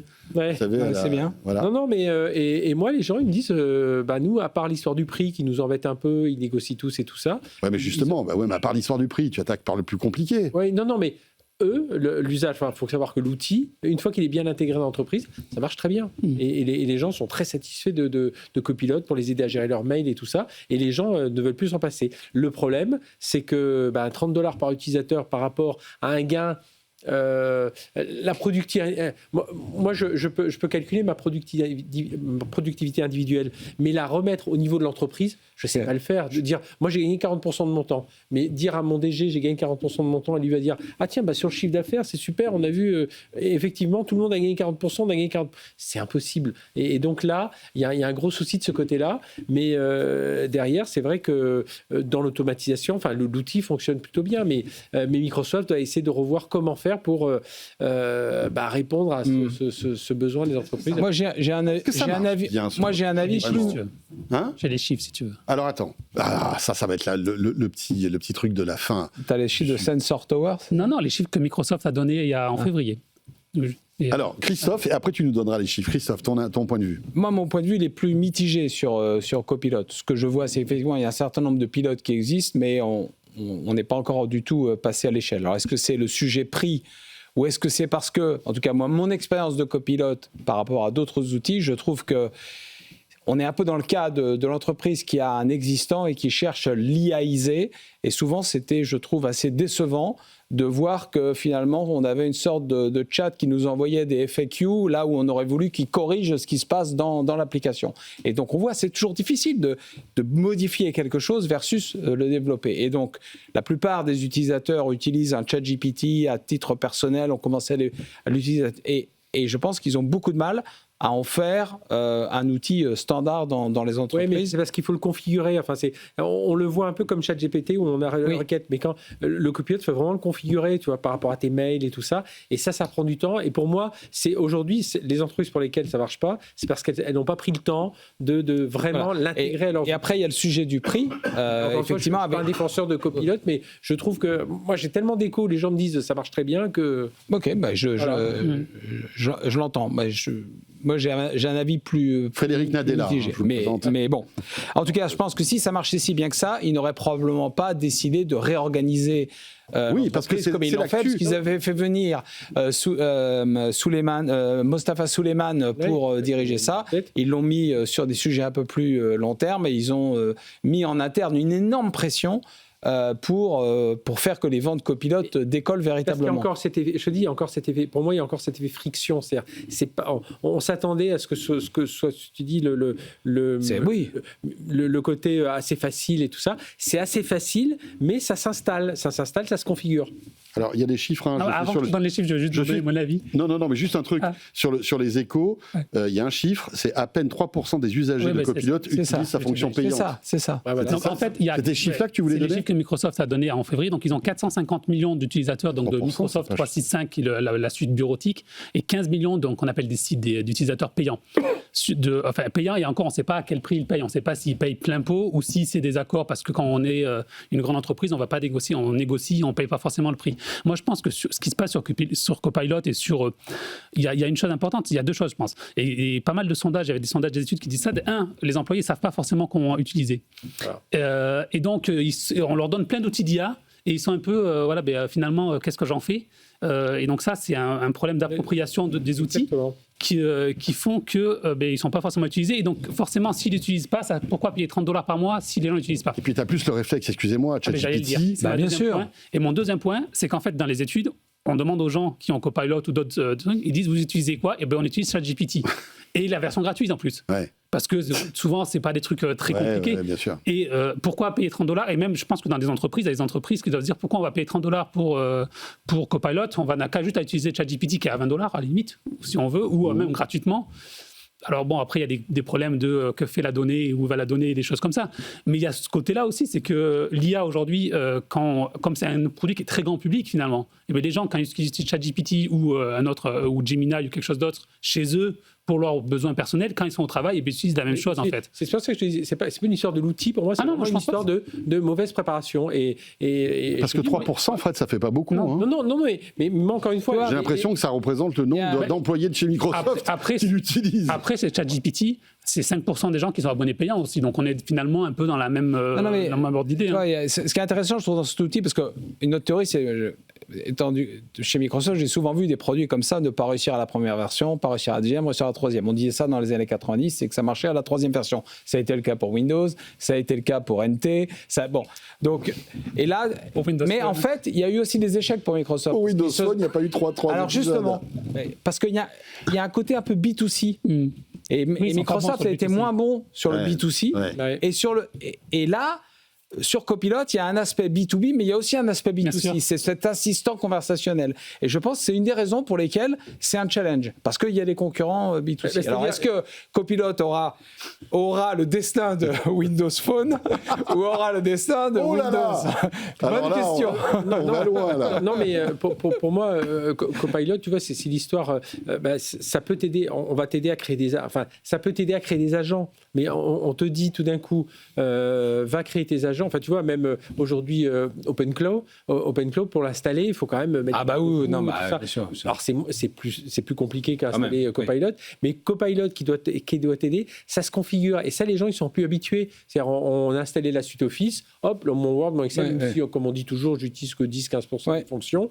Et là, le Copilot, c'est pas juste appuyer sur un bouton, il faut un peu le configurer, il faut un peu Mais voilà, c'est plus une histoire, je te dis, de préparation de l'entreprise et de suivi, parce que ça, c'est le grand souci aussi des entreprises aujourd'hui, c'est pour n'importe quel outil, on l'installe, mais si tu dis pas aux gens, si tu n'es pas au quotidien à leur dire, ils vont revenir très vite dans leurs habitudes. ChatGPT, Copilot ou entreprise, oui, non, pas vraiment. Alors après, il y a par contre, où ça marche bien l'adoption, c'est tout ce qui est pour les développeurs, Copilot, GitHub et tout ça. Oui, bien sûr. C'est 4 millions, je crois, d'abonnés d'utilisateurs payants. C'est pas mal. Encore une petite news concernant Microsoft. Allons-y. Toujours dans l'IA, je sens que vous êtes chaud bouillant là. On va terminer là-dessus. Ça sera notre petit dessert. Vous savez que Microsoft a été l'un des supporters d'OpenAI depuis le début. On vous a raconté 1000 fois cette aventure. Hein. Sam Altman qui a été, même Satya Nadella qui a été au secours de Sam Altman à un moment bien précis où il était dans une situation très compliquée. On voit que tout ça c'est vraiment du passé puisque Microsoft aujourd'hui n'apprécie pas beaucoup tous les partenariats qu'est en train de faire OpenAI avec la concurrence, et notamment avec Amazon, parce que je vous rappelle que OpenAI et Amazon, c'est quand même un accord de 50 milliards, hein, c'est ça Jérôme ? C'est beaucoup d'argent, et Microsoft a dit non, c'est pas possible, et ça va se terminer en justice, cette histoire-là. Pour l'instant, on ne sait pas. C'est le Financial Times. En tout cas, il y a une menace. Alors, en fait, ce qui pose problème, c'est pas le fait qu'Amazon investisse dans OpenAI, parce que finalement, on a un peu l'habitude aujourd'hui avec l'IA. Ce qui pose problème, c'est que dans l'accord qui a été fait entre Amazon et OpenAI, on dit on va utiliser vos puces, on va utiliser votre cloud, et on va vous permettre d'avoir un produit qui s'appelle Frontier, qui va être une plateforme qui va permettre de développer des IA, qui sera exclusivement sur AWS. AWS, c'est le cloud d'Amazon. Sauf que Microsoft a un accord d'exclusivité avec OpenAI qu'ils avaient signé en 2017 ou 2018, j'ai plus la date en tête, disant que tous les modèles d'OpenAI sont en exclusivité sur Azure, qui est le cloud de Microsoft. Et donc ils disent finalement non, c'est pas possible, on a un accord d'exclusivité, et vous proposez, alors Frontier c'est pas vraiment un modèle, donc c'est une plateforme, donc il y a des, ça va se jouer sur la. Oui, ça joue sur les mots. Et puis ils ont joué, ils n'ont pas aimé aussi là, parce que Amazon et OpenAI ont essayé de ruser un petit peu. C'est-à-dire, ils ont dit mais c'est pas exactement la même chose. Ils ont changé, il y a des choses, ils ont changé un peu le modèle, c'est-à-dire que ils ont rajouté un petit truc qu'on peut garder des requêtes en mémoire et tout ça, ce qui n'existe pas sur le modèle initial de Frontier, en disant oui, c'est pas exactement la même chose, et ça Microsoft n'a pas aimé. Après Microsoft, c'est des habitués, hein. Je regardais un peu tous les procès de la grande époque, hein, sur le navigateur avec Sun, hein, le langage Java, et puis ils ont fait le langage .NET, c'était du langage Java qu'ils ont réutilisé. On a eu l'histoire avec encore plus vieux, le look and feel avec Apple, hein, encore plus vieux, tout ça. Voilà, c'est dans différents contextes et tout ça. Mais ces procès-là, mais Microsoft, ils sont habitués à faire ça. Pour moi, Microsoft, je remarque toujours. Alors, première, la phase d'alliance. Voilà, on s'allie, on est copains, c'est super, je vais t'intégrer, tu vas profiter de ma puissance, ça va être formidable. La deuxième, Microsoft, le produit marche bien, on va l'intégrer en profondeur, donc là comme ils l'ont fait. Et puis la troisième, c'est quand l'autre dit maintenant c'est bien, mais j'aimerais bien, je peux commencer à aller bosser avec d'autres, et l'autre lui dit non mon petit gars, regarde le contrat, c'est marqué ça. Donc et là t'es bloqué, et alors certains cherchent à partir, et puis voilà, ils sont bloqués, mais Microsoft est habitué à ces bras de fer. De toute façon, c'était à peu près évident qu'il y aurait à un moment donné un clash entre OpenAI et Microsoft, parce que Microsoft au début a eu ce coup de génie de se mettre d'accord avec OpenAI pour 2017, avoir une 2017, avoir cette vision-là, et pour avoir une offre d'IA, parce qu'il n'y a pas d'offre d'IA, donc ils ont ce besoin-là. Mais rapidement, eux-mêmes, Microsoft, au début, ils étaient essentiellement OpenAI, et là, ils ont commencé à introduire d'autres LLM dans leurs offres, y compris Anthropic. Et donc, en fait, ils tendent à commoditiser le LLM, et le LLM tout seul, on n'a pas de quoi introduire une boîte en bourse. Donc, OpenAI, leur voie, eux, c'est de s'émanciper un peu de Microsoft, d'être pas dans une dépendance totale. Donc, ils ont besoin d'avoir du compute en dehors de Microsoft, et ils veulent aussi monter en puissance sur les agents. Donc, ils sont concurrents à terme, et déjà aujourd'hui, de copilotes. Donc, il y a un affrontement pour aller capter cette valeur, qui en fait est une valeur qui est essentielle, puisqu'on voit que l'industrie du logiciel aujourd'hui est dévalorisée, et qu'on dit la valeur, elle va aller vers les agents. Donc, eux, ils sont à fond en train d'essayer de développer un modèle un peu à la Palantir autour des agents IA. Et donc, voilà, c'était chronique d'une guerre fratricide annoncée. 10 secondes, Jérôme, et 10 secondes, Fred. Non, juste pour dire qu'en fait, l'origine du conflit entre OpenAI et Microsoft, c'est ce que tu disais tout à l'heure, c'est quand Sam Altman a failli être licencié d'OpenAI, Satya Nadella a pris conscience qu'il était trop dépendant d'OpenAI, et donc c'est là qu'il a commencé à vouloir lui aussi ne plus être dépendant d'OpenAI, et c'est là l'origine du conflit entre les deux. Non, et puis la bataille, terminer rapide. Et derrière tout ça, la grande bataille, c'est le cloud. Hein. Le but de Microsoft, c'est amener tout le monde vers son cloud Azure, et que quelqu'un puisse attirer des gens vers le cloud AWS. Oui. C'est pas Microsoft. Non, c'est pas donc, aussi. La grande bataille derrière, elle est là. Hein. Oui, parce que rappelons quand même que c'est une haine farouche entre les deux. C'est des dizaines et des dizaines de milliards qui sont en jeu. Merci beaucoup à tous les trois. Voilà un super débrief pour terminer cette semaine. Merci à Jérôme Marin, merci Christophe Holnet et merci Fred Simotel. On sera de retour lundi prochain. Voilà, on vous réserve la semaine prochaine. Et en best-of et replay tout le week-end. Ah oui, bien sûr, best-of et replay tout le week-end. Je vous retrouve aussi pour De quoi je me mail. Ce sera demain. Et on vous réserve une émission spéciale 25 ans du smartphone très bientôt. On aura l'occasion d'en reparler. Pas de l'iPhone, du smartphone. Du smartphone, voilà. On aura plein de petites anecdotes croustillantes avec des personnalités qui ont vécu en fait la naissance du smartphone et qui étaient soit opérateurs télécoms, soit du côté de l'industrie. Ce sera très bientôt, on en reparlera.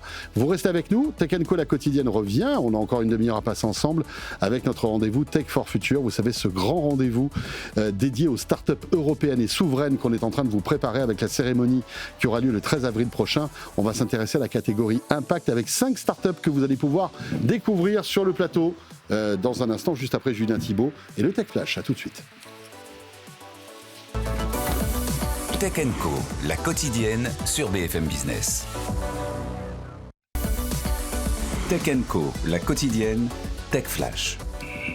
Voilà, dans un instant, notre rendez-vous Tech for Future comme chaque jeudi, mais auparavant, c'est le Tech Flash qu'il faut retenir de l'actualité tech de ce jour. C'est avec Julien Thibault qui a mis sa plus belle cravate ce soir. Si vous êtes avec nous à la télé, vous allez évidemment constater tout ça. Bonsoir Julien. Bonsoir François et bonsoir à toutes et à tous. Et à la une, l'intelligence artificielle pourrait menacer jusqu'à 16% des emplois en France selon COFAS et l'Observatoire des emplois. Certains métiers administratifs et répétitifs seront particulièrement exposés. Une transformation du marché du travail qui s'annonce progressive mais profonde. Une tendance qui se confirme déjà dans certaines branches à travers le monde. Dans le secteur bancaire, HSBC envisage jusqu'à 20 000 suppressions de postes, soit environ 10% de ses effectifs. Dans la tech, Dell prévoit de supprimer 10% de ses salariés pour accélérer sa transformation vers l'IA. Et pendant ce temps, Samsung prévoit d'investir 73 milliards de dollars dans les semi-conducteurs liés à l'IA. Le groupe veut renforcer sa position face à des concurrents comme TSMC ou Nvidia. Ces investissements doivent soutenir la demande croissante en puces pour l'intelligence artificielle. Julien, on revient en France maintenant avec un projet de centre de données IA à 10 milliards d'euros qui tombe à l'eau. Et oui, le Britannique Fluidstack renonce à son projet initialement prévu pour la Somme. L'entreprise préfère se concentrer sur les États-Unis où elle a décroché des contrats majeurs dont 1 à 50 milliards de dollars avec Anthropic, un revers pour la stratégie française de souveraineté numérique. À Shanghai maintenant, McDonald's teste des robots humanoïdes en salle. L'enseigne veut gagner en efficacité sur des postes souvent répétitifs et difficiles à pourvoir, mais ces expérimentations relancent aussi le débat sur l'impact de la robotisation sur l'emploi, notamment chez les jeunes actifs. Et pour finir, je vous donne rendez-vous demain midi sur la chaîne YouTube de BFM Tech et sur le site de BFM Tech pour un nouvel épisode de quoi je me mail avec vous François. Cette semaine avec Mélinda Davansoulas et Manuel Paquette, vous êtes revenus sur Samsung qui abandonne son Galaxy Z Trifold. On écoute un extrait tout de suite.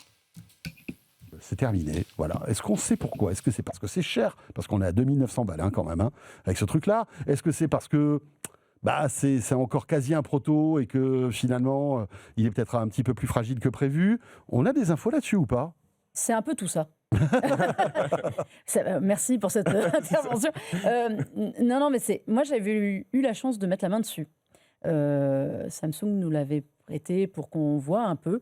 C'est une vraie prouesse technologique. Il faut avouer que quand vous passez d'un écran d'un smartphone classique, 6,5 pouces, à quelque chose qui fait 10 pouces, donc un format vraiment tablette, qui est ultra fin, vraiment, c'était quelque chose d'assez impressionnant. On connaît le travail de Samsung sur les charnières avec leur Z Fold et leur Z Flip. C'est un produit intéressant. Mais, comme tu l'as dit, extrêmement cher. Je pense qu'ils se sont lancés sur des marchés qui étaient censés être des marchés de early adopters, comme on dit. Donc, la Corée à domicile, les Américains et la Chine. Et finalement, sur ces marchés-là, ça n'a pas pris plus que ça. Voilà, retrouvez De quoi je me mail donc demain soir sur BFM Business, à la radio, à la télé, et en avant-première dès midi, demain, sur la chaîne YouTube de BFM Tech et en podcast audio, bien sûr. 20h36, il est temps de retrouver notre rendez-vous des Tech for Future avec nos invités. Tech & Co, la quotidienne, en route vers Tech for Future.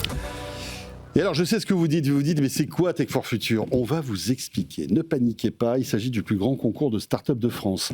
845 candidatures, 126 pitchs, 30 gagnants dans tous les territoires et au final, 6 grands gagnants que j'aurai le plaisir de vous dévoiler avec nos invités. Ce sera lors de la cérémonie des Tech for Future qui aura lieu, notez-le, le 13 avril prochain, et ce sera en direct sur BFM Business, à la radio, à la télé, dès 20h. Plusieurs catégories, bien sûr, à chaque fois, et évidemment, nous avons la data et l'IA, l'environnement et l'énergie, nous avons aussi l'industrie, la santé, et puis Start aussi, qui représente en fait des pépites en phase d'amorçage dans tous les domaines. À noter que ce concours des Tech for Future est en collaboration avec nos confrères de la Tribune. Notez-le, maintenant on s'intéresse à la catégorie Impact avec nos candidats pour cette catégorie. Nous avons Evelity et Sylvain Denoncin qui est là. Bonsoir. Bonsoir. Sylvain, merci d'être là.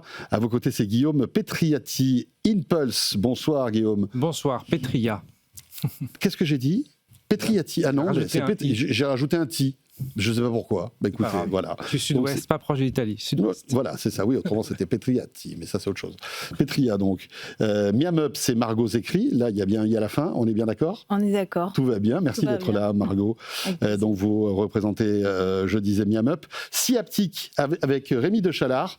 Bonsoir, Rémi. Bonjour François. Et nous avons aussi Johan Rico avec Shopopop. Vous en êtes le cofondateur et CIO. Exactement. Ben voilà, on va commencer avec vous. Tiens. Ok, super. Shopopop, donc, qui concourt dans cette catégorie Impact. Chocopop. C'est pas les céréales, c'est Shopopop. Attention, vous êtes originaire de Nantes, dans les Pays de la Loire. Vous en êtes le cofondateur et CEO.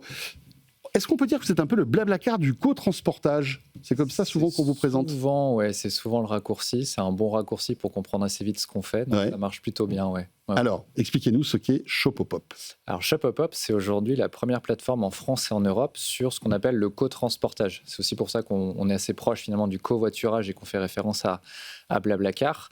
C'est un système qui va permettre d'un côté à un particulier qui vient d'effectuer une commande et d'acheter des produits, de recevoir à son domicile sa commande, puisque la livraison va être faite par un autre particulier qui, lui, va profiter de son trajet prévu pour récupérer la commande au magasin, la déposer au domicile et en contrepartie du service rendu, va récupérer une petite participation aux frais qu'il engage de l'ordre de quelques euros. Ok. Par exemple, je vais faire mes courses au supermarché du coin.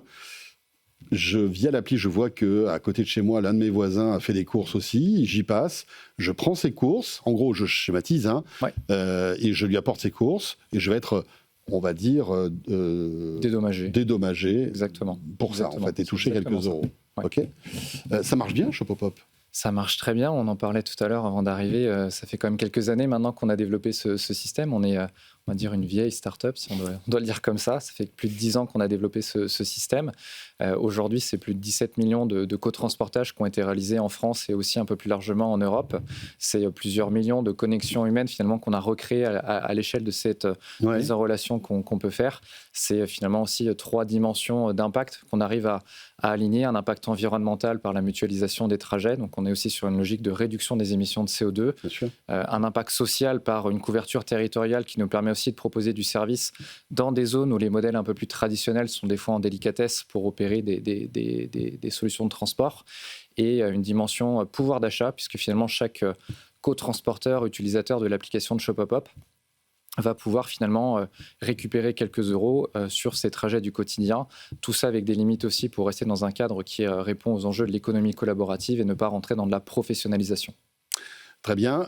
Quel est on va dire, le co-transportage le plus populaire chez Shopopop ? C'est quoi ? C'est les courses ? C'est les courses alimentaires. Les courses alimentaires. C'était le bon exemple que vous preniez tout à l'heure. C'est typiquement. Et ça, c'est un peu partout en France. C'est partout en France. C'est un service qui couvre aujourd'hui plus de 27 communes, on va dire, 27 000 communes en France. Et c'est vrai qu'on a un très fort usage dans la distribution alimentaire, de plus en plus aussi sur d'autres secteurs de la grande distribution, pour du textile, de l'équipement de la personne, de l'équipement de la maison. Okay, mais c'est vrai que l'alimentaire, c'est peut-être le plus évident. La plus grande récurrence, on a besoin de remplir le frigo, comme on dit, assez souvent. C'est clair. Voilà, Shopopop, donc, qui concourt dans cette catégorie Impact. Merci beaucoup, Johan. On va maintenant donner la parole à Margot Zecri de Miamup. Vous en êtes la fondatrice et CEO. Bonsoir, Margot. Bonsoir. Vous êtes basée à Portet-sur-Garonne. C'est en Occitanie. La particularité aussi des Tech for Future, c'est que avec la Tribune, nous sommes allés chercher des startups un peu partout en région. Voilà, on est sorti de la région parisienne et on est allé chercher les startups les plus intéressantes dans chaque catégorie, un petit peu partout sur notre territoire. Présentez-nous Miamup. Margot, de quoi s'agit-il ? Avec plaisir. Donc, en effet, moi, j'ai fondé Miamup en région toulousaine. Donc, nous, l'idée, en fait, c'est de rendre accessible une alimentation de meilleure qualité pour tout le monde. Et pour ça, avec Miamup, on s'est concentré sur le secteur de la restauration collective pour déployer une démarche de dons alimentaires entre nos cantines scolaires, nos restaurants d'entreprise, médico-sociaux, vers les associations d'aide alimentaire. Où en est-on aujourd'hui dans le gaspillage alimentaire ? Je vois qu'il y a des lois, j'ai vu passer des lois qui sont beaucoup plus incitatives, voire même qui obligent les enseignes à redonner en fait toute la nourriture qui ne peut plus être vendue, je crois. Il y a des choses qui se passent là-dessus. Oui, il y a des nouvelles législatives en effet. Donc il faut savoir qu'en France, chaque année, on gaspille environ 10 millions de tonnes de denrées alimentaires.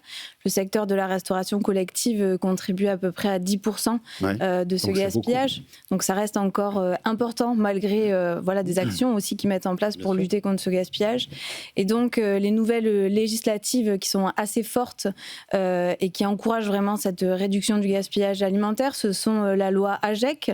Donc là, c'est vraiment de réduire de 50% le gaspillage alimentaire dans tous les secteurs d'ici 2030. Et donc, la restauration collective, aujourd'hui, est obligée de mettre en place des démarches de dons alimentaires pour valoriser ses excédents. Et elle est également obligée de se faire collecter et valoriser ce qu'on appelle les biodéchets. Et puis, il y a la loi Egalim qui, elle, encourage donc ce secteur à améliorer la qualité des repas qui sont servis quotidiennement aux enfants ou aux convives de la restauration collective. Et elle renforce aussi cette dimension de lutte contre le gaspillage alimentaire. Et en gros, vous êtes quoi ? Vous êtes une appli, finalement, un service web qui met en relation les managers des cantines et les associations qui ont besoin, en fait, de cette nourriture qui allait partir à la poubelle pour la redistribuer. C'est ça l'idée ? Alors, on a un peu plus qu'une appli, mais effectivement, donc on a internalisé... Pas une appli dans le sens où la manière dont on interagit avec vous, en fait. Oui, effectivement, c'est un des outils. Donc, avec Miamup, on a développé en interne une application numérique. D'accord. Cette application, elle permet aux équipes de restauration de déposer en ligne des dons qu'ils souhaitent faire aux associations. Les associations, ça leur permet vraiment de commander en fonction de leurs besoins en approvisionnement. Ça, c'est très important aussi pour nous. Et ensuite, cette plateforme, elle nous permet d'acheminer et d'optimiser toutes nos tournées de collecte et de livraison de ces dons. Donc on va plus loin, on propose aussi la logistique en bas carbone, en véhicule électrique et en cyclo-logistique pour rester cohérent dans la démarche. Et on prend aussi en charge tout le conditionnement de ces plats qui était un vrai frein pour la restauration collective et pour mettre en place une démarche de don. Voilà, Margot Zecri pour Miamup.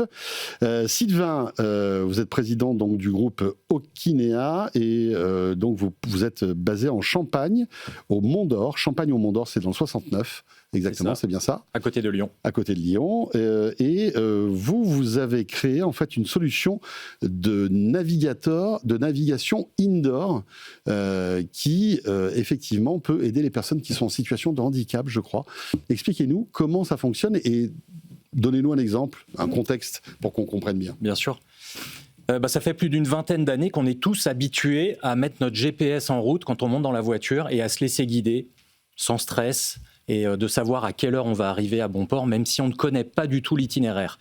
Depuis 10 ans, c'est le cas de GPS piéton urbain, mais quand on arrive à l'entrée d'un bâtiment, fin de l'histoire, il faut se débrouiller avec les panneaux et la signalétique traditionnelle. Ouais. Encore quand on est en situation de handicap, là ça devient un mur. C'est impossible pour beaucoup d'utilisateurs. Il y a 12 millions de personnes en situation de handicap en France, 1,7 million de personnes déficientes visuelles. Pour elles, l'autonomie est impossible. Donc finalement, ce qu'on veut, c'est redonner de la liberté, de la fluidité, de la simplicité à tout le monde, et en particulier à ceux qui en ont le plus besoin dans ces grands bâtiments. Alors concrètement, où est-ce qu'on peut trouver ce genre de service ? Pour prendre un exemple très concret, on vient de déployer tout un campus universitaire. Par définition, il y a beaucoup de nouveaux étudiants qui arrivent, ils ne connaissent pas bien les lieux, il y a 30 bâtiments sur 20 hectares. Et donc, si on veut être à l'air au cours, vaut mieux bien se préparer, quoi. Vaut mieux se préparer, et aujourd'hui, à part des panneaux disséminés à droite et à gauche, ça reste très compliqué. Et donc finalement, Evolity, c'est quoi? C'est une app gratuite pour tous ses utilisateurs, qui a des interfaces et des chemins qui sont adaptés au profil de l'utilisateur, quel qu'il soit. Et donc, on va pouvoir être guidé de la même manière qu'un GPS piéton, sauf que ça fonctionne à l'intérieur, à l'échelle de campus. Et donc aujourd'hui, on va pouvoir couvrir beaucoup d'universités, des hôpitaux, des réseaux de transport, des bâtiments publics, et puis des entreprises qui ont des gros sites privés, qui accueillent du monde. Comment rendre tout ce site-là accessible et fluide à ce que les gens arrivent à leur rendez-vous, à leur cours, sans charge mentale, quoi. En fait, ça sert aussi bien aux personnes qui sont en situation de handicap, mais aussi aux personnes qui ne connaissent pas les lieux encore et qui découvrent et qui veulent aller, par exemple, dans une salle particulière. C'est ça, en fait. C'est un GPS indoor. On est d'accord. C'est exactement ça. Et donc, vous avez cartographié tous ces bâtiments que vous équipez, c'est ça aussi? Alors, ça fait partie de notre process. On va digitaliser les plans, positionner les points d'intérêt, donc les destinations à l'image d'un GPS outdoor. Et puis après, vous allez pouvoir naviguer dans l'application pour dire tiens, je veux passer aux toilettes, je vais aller prendre un café à la machine à café. Ça fait partie des points d'intérêt les plus utilisés sur nos sites. Et puis aller à la salle 122, elle est au premier étage en haut à gauche. Et donc, je vais pouvoir y arriver en toute autonomie. Et finalement, Evolity, je trouve que c'est un très bon exemple de ce qu'on appelle le design inclusif. C'est-à-dire qu'on va, au départ, travailler pour des personnes qui ont des besoins spécifiques. Je suis en fauteuil, je n'ai pas la même route, probablement, que quelqu'un qui va pouvoir prendre les escaliers. Évidemment, si je suis déficient visuel, j'ai besoin d'instructions vocales et de vibrations avec mon téléphone pour être autonome. Je suis déficient cognitif, peut-être que j'ai du mal à me repérer dans ce bâtiment-là, même si je le connais. Et donc, c'est cette approche du design inclusif qui permet d'avoir pas une solution dédiée, mais une solution qui sert à tout le monde. Et c'est bien l'application qui s'adapte à vos besoins et pas l'inverse. Comment le téléphone arrive à se repérer justement alors qu'il n'a plus de GPS? Vous créez un GPS interne, je crois, avec du Bluetooth, c'est ça? Alors aujourd'hui, on utilise 2 types de technologies, mais pour faire très simple, effectivement, il n'y a pas de GPS à l'intérieur des bâtiments, les satellites ne passent pas.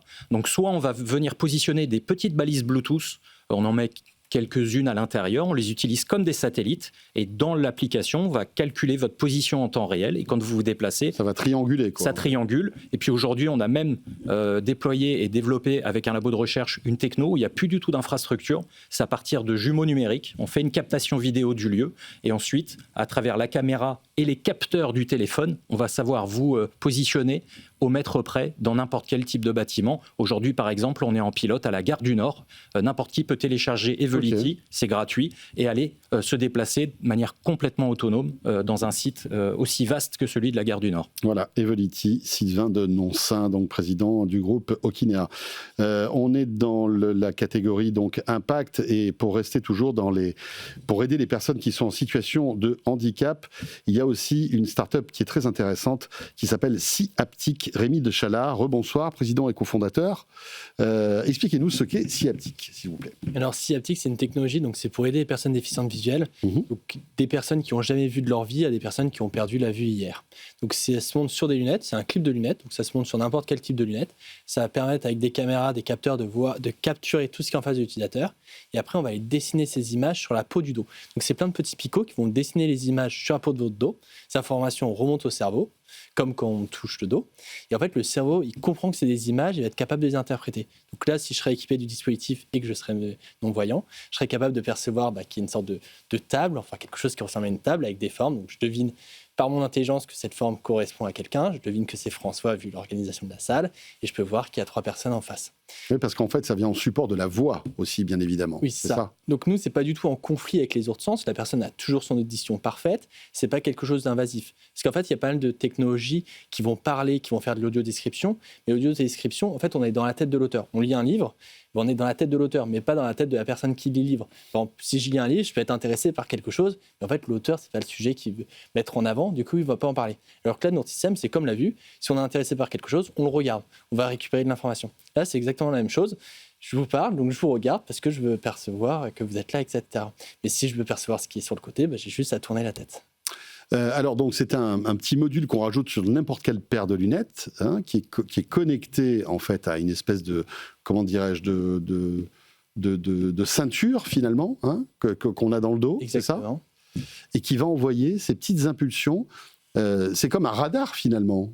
J'essaie de schématiser au maximum, mais finalement le radar va scanner notre environnement et va restituer en fait tout ce que le radar voit en petits picotements, c'est ça ? Mais est-ce que le cerveau comprend en fait, fait le distinguo entre ces picotements ? Il arrive à dessiner comment ça se passe, par exemple des personnes, c'est ça ? En fait, nous au lieu d'avoir un écran qui est composé de pixels, nous, c'est composé de petits picots qui vont tapoter le dos. Donc, en fait, on dessine vraiment des images, mais c'est des images qui, au lieu que ce soit de la lumière qui est envoyée par les pixels, c'est des picots qui tapotent votre dos. Okay. En fait, il est prouvé par pas mal de travaux, donc par Paul Bacchiaretta, il a prouvé que voir par la peau ou par les yeux, ça stimulait exactement les mêmes aires cérébrales. Tiens. Et ce qui est le plus passionnant, c'est le syndrome de Charles Bonnet. Donc, il a découvert ça au XVIIIe siècle, donc il y a quelques temps déjà, qu'en fait, il y a des aveugles qui voyaient des choses. Donc, ils ne sont pas fous, ils ne sont pas schizophrènes. Mais en fait, comme les yeux ne captent plus rien, en fait, le cerveau, il génère spontanément des images. Donc, les gens, ils pouvaient être terrifiés. C'est pour ça que c'est un syndrome qui est encore très connu aujourd'hui, que les ophtalmos sensibilisent les aveugles à ce sujet-là. Et si vous voyez des gens se promener ou des choses comme ça, vous savez que c'est votre imagination, vous n'êtes pas fou. C'est tout à fait normal. Okay. Donc, le cerveau génère des images à partir de rien. Nous, au lieu que ça génère à partir de rien, ça va générer à partir de nos informations. C'est comme un réseau de neurones. Si on lui donne rien en entrée, il va sortir des choses, n'importe quoi. Mais si on donne des informations cohérentes, c'est comme ChatGPT, ça sort des résultats cohérents. Alors, évidemment, il y a beaucoup de technologies dans cet outil. J'imagine que ça coûte cher, non ? En fait, en France, on a de la chance, il y a pas mal de systèmes de remboursement. Donc, il y a MDPH, AGFIP et il y en a d'autres. Pas mal d'aides. Pas mal d'aides. Et donc, le reste à charge pour beaucoup d'utilisateurs sera presque zéro. Top. Donc ça, c'est génial. Donc la France, c'est quand même un bon endroit. Et ça existe déjà ? C'est-à-dire que toutes les personnes malvoyantes qui nous écoutent peuvent s'équiper de scie haptique ? Vous en êtes où ? Donc les précommandes étaient ouvertes. Donc là, on a atteint nos quotas. Donc elles sont fermées. Elles vont réouvrir à la sortie du produit quand elle sera sur le marché. Là, on est vraiment dans la phase finale. C'est avoir toutes les certification de dispositif médical, CE. Et comme ça, on peut le remettre vraiment sereinement entre les mains des utilisateurs. Est-ce que vous n'avez pas un peu peur de la concurrence des géants américains qui, avec leurs lunettes connectées, vont sans doute proposer des services aussi pour les personnes malvoyantes ? Ça sera complémentaire à votre avis ? C'est plutôt aller dans le bon sens aussi ? Déjà, ça permet de sensibiliser sur le sujet et c'est vraiment complémentaire. Nous, on avait déjà intégré, donc il y a quelques années déjà, dans le design de notre produit, un micro et un haut-parleur. Comme ça, en fait, tout ce que ne pourra pas percevoir par notre capacité d'affichage, parce qu'on ne va pas voir comme avec nos yeux de la bonne qualité, en fait, la personne va pouvoir questionner une IA pour qu'elle lui réponde. Et donc, en fait, on s'est connecté, donc notre système, quand il n'a pas les ressources en local pour répondre à quelque chose de spécifique, par exemple, la personne veut dire comment est habillée la personne en face, elle demande à l'IA et l'IA va répondre oralement. Donc, c'est vraiment une synergie. Et nous, notre savoir-faire est comment transmettre des images. On n'est pas une société qui fabrique des lunettes. Merci beaucoup Rémi Scie-Haptique, Rémi de Chalard, donc président et cofondateur. On va terminer avec Impulse et Guillaume Pétria qui est avec nous. Bonsoir Guillaume, cofondateur et CEO. Vous êtes basé à Grasse, c'est dans les Alpes-Maritimes, et vous avez mis au point un défibrillateur de poche connecté, parce que vous partez du principe que finalement, même s'il y a des défibrillateurs publics installés un peu partout, on ne sait pas où ils sont et ils ne sont pas forcément à proximité. Là, vous partez du principe que ces petits défibrillateurs, on pourrait les emporter quasiment n'importe où et les avoir tout le temps sur nous, quoi. Oui, c'est ça ? Oui, c'est ça.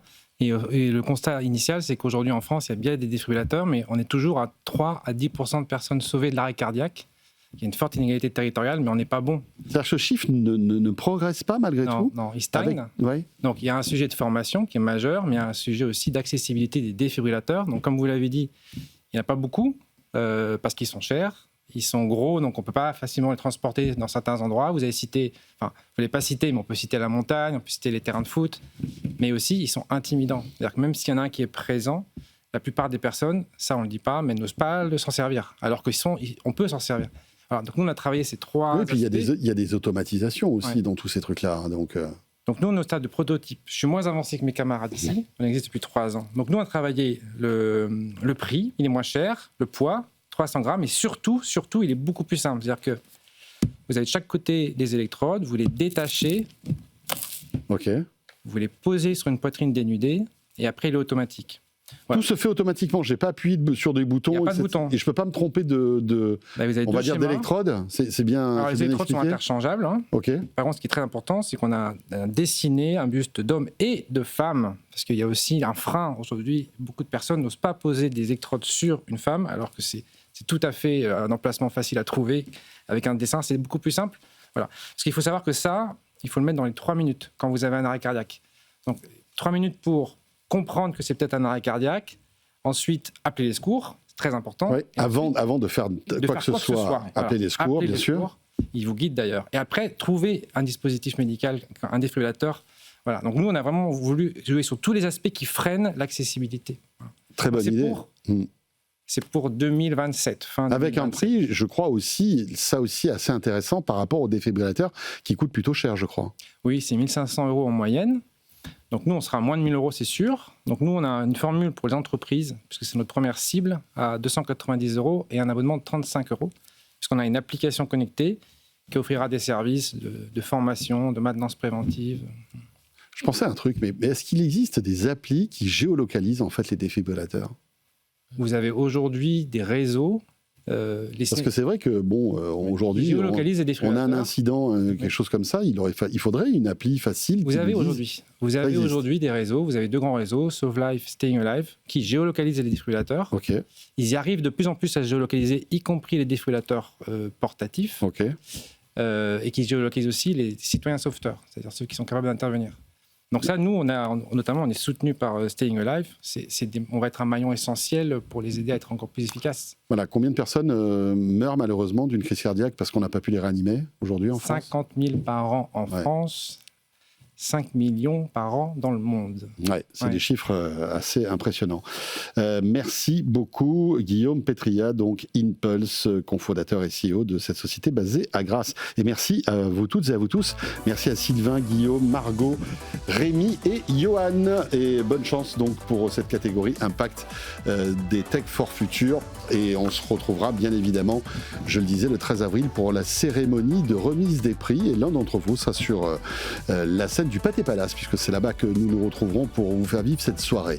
Ce Tech & Co est terminé. Merci de nous avoir suivis. Replay podcast qui vous attendent, bien sûr. Demain, De quoi je me mail. Et j'aurai plaisir de vous retrouver lundi soir dès 19h30 à la radio, à la télé, en direct. Belle soirée à vous toutes et à vous tous. Tech & Co, la quotidienne sur BFM Business.